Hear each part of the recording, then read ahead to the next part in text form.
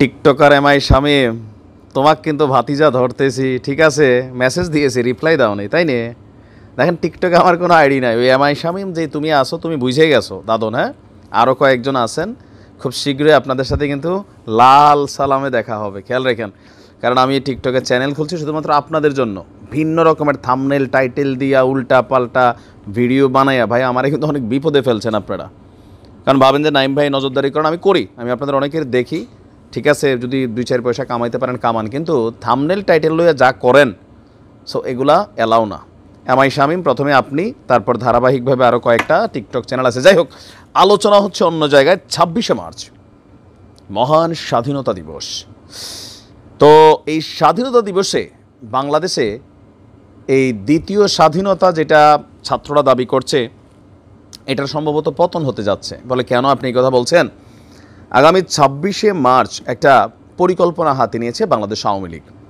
তবে সবাইকে জানাইয়া টানাইয়া এই পরিকল্পনা যখন সামনে আসছে, প্রশ্ন হচ্ছে আসলে এদিনকে এই ঘটনা ঘটবে, অথবা পলাতক থাকা আওয়ামী লীগের নেতাকর্মীরা তারা কি এই ডাকে সামনে আসবে কিনা। তবে ডাক দিছে কে? মুক্তিযোদ্ধামন্ত্রী, তিনিও পলাতক। মুক্তিযুদ্ধের সময় এত সাহস করতে গাইছিল যে এখন তিনি ভাইগা গেছেন। আর তিনার নাম হচ্ছে আকম মোজাম্মেল হক, একজন অথর্ব মন্ত্রী হিসেবে চিহ্নিত ছিলেন। কয়েকটা রাজাকারের তালিকা করছে, কোনোটারই আসলে ফাইনাল আপডেট করতে পারেন। যাই হোক, আত্মগোপনে থাকা আপনার এই আওয়ামী লীগের নেতাকর্মীরা আস্তে আস্তে ভারতীয় গণমাধ্যমকে নানান সাক্ষাৎকার দিচ্ছেন নাকি ভারতীয় গণমাধ্যম গুজব হিসাবে ছড়াচ্ছে, সেটাও একটা কথা। কারণ ভারতের মিডিয়া এই মুহূর্তে বাংলাদেশ নিয়ে সব গুজব ছড়ায়। আওয়ামী লীগের জ্যেষ্ঠ নেতারা একটা গ্রুপ করেছেন, আর সেইখানে আপা নামে শেখ হাসিনা কানেক্টেড আছেন। তো হোয়াটসঅ্যাপে এই গ্রুপে আগামী দিনে কি করণীয় এটা নিয়ে আলোচনা হয়। এর মধ্যে সাবেক স্বরাষ্ট্রমন্ত্রী আসাদুজ্জামান খান কামাল, সেও কিন্তু একটা বক্তব্য দিয়েছে, আপনারা দেখছেন। তো এরপরে আগামী দিনে করণীয় যে কাজটা, মানে তারা এটা সাইরা ফেলতে চায় 26শে মার্চে। আওয়ামী লীগের জ্যেষ্ঠ নেতারা মনে করছেন যে আগামী 26শে মার্চ স্বাধীনতা দিবসে তারা একযোগে বাংলাদেশে ফিরবে এবং কি তাদের বাংলাদেশে ফেরা উচিত। আর এই মুহূর্তে ভারতে পাড়ি জমানো যে আওয়ামী লীগের মন্ত্রী এমপি যারা আছেন, গ্রেপ্তার আতঙ্কে আত্মগোপনে দিন কাটছে। তো 6 মাস পর সাবেক কয়েকজন মন্ত্রীদের সাথে কথা বলেছে ভারতীয় সংবাদ মাধ্যম ইন্ডিয়ান এক্সপ্রেস, আর তারা সেখানে ধারাবাহিকভাবে রিপোর্টগুলো দিচ্ছে। তিনি বলছেন যে সাবেক মন্ত্রী মোজাম্মেল, যে আওয়ামী লীগের হাজারো নেতাকর্মী এখন তাদের ঘর বাড়ি ছেড়ে আত্মগোপনে আছেন। এটা বাস্তব। তাদের অনেকেরই খাবার কিনে খাওয়ার মতন টাকাও নেই, তবু তৃণমূল কর্মীদের মনোবল শক্ত আছে। বিদেশে আওয়ামী লীগের পক্ষে জনমত গঠনে সাহায্য করার জন্য আমরা ভারতের দিকে তাকিয়ে আছি। এটাই হচ্ছে আওয়ামী লীগের সমস্যা। বিএনপিরও একই সমস্যা ছিল, আমেরিকার দিকে তাকাইছিল হা কইরা, ছিল না স্যাংশন দিবে, নির্বাচন আসলে শেখ হাসিনার এটা করবে।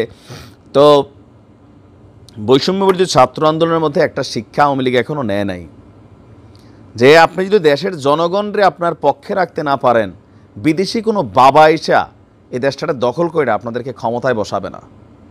ক্ষমতায় বসানোর জন্য ছাত্রদের ডাকে মানুষ নামছিল ওয়াই, কারণ মানুষ বিভিন্ন কারণে বিরক্ত ছিল আপনাদের এই পাকনা পাকনা অ্যাক্টিভিটিজের জন্য। দেখেন আওয়ামী লীগের কিছু মন্ত্রী এমপি, এদের চেহারা দেখতে আমার মেজাজ গরম হয়। কেন? এরা পুরো দলটারে মারা দিয়ে গেছে, বিলিয়নস অফ ডলার এরা কামাইছে, এটাই বাস্তব। এখন এই যে বলতেছে যে ভারতের দিকে তাকায় আছে, এখনও ভারতের প্রতি এই যে গোলামি পানা মেন্টালিটি, এটা থেকে বের হয়ে আসতে হবে। কারণ জনগণের সাথে কানেক্টিভিটি সম্ভবত এখনও করতে চান না। দেখেন এই ধরনের বক্তব্য দিলে হয় কি, যে আপনাদের প্রতি মানুষের মিনিমাম লেভেলে যদি 1% সিম্পেথি ফিরে আসছিল, এটা কিন্তু চলে যাচ্ছে। এরপরে বলছে কি, যে গত আগস্টে থানা থেকে লুট হওয়া হাজার হওয়ার ছোট অস্ত্র উদ্ধারের কোনো চেষ্টা করা হয়নি। আমাদের সন্দেহ সমুদ্রপথে আরও অস্ত্র বাংলাদেশে আসছে। পাকিস্তান যেমন একটি ব্যর্থ রাষ্ট্রে পরিণত হয়েছে, তেমনিভাবে বাংলাদেশকে একটি ব্যর্থ রাষ্ট্রে পরিণত করার সর্বাত্মক চেষ্টা চালাচ্ছে। এদিকে আপনার গণহত্যা সহ বিভিন্ন অপরাধে সন্দেহভাজন অভিযুক্ত আওয়ামী লীগ নেতাদের নিয়ে প্রকাশিত প্রতিবেদনটি নিয়ে প্রতিক্রিয়া জানিয়েছে আবার আমাদের প্রধান উপদেষ্টার প্রেস উইং। তিনি বলছেন যে সংঘবদ্ধ অপপ্রচারের অংশ হিসাবে পলাতক আওয়ামী লীগ নেতাদের কথার উপর ভিত্তি করে বেশ কয়েকটি প্রতিবেদন করেছে ইন্ডিয়ান এক্সপ্রেস। সাংবাদিকতার মৌলিক নিয়ম অনুসরণ না করে এসব মিথ্যা প্রতিবেদন তারা করছে।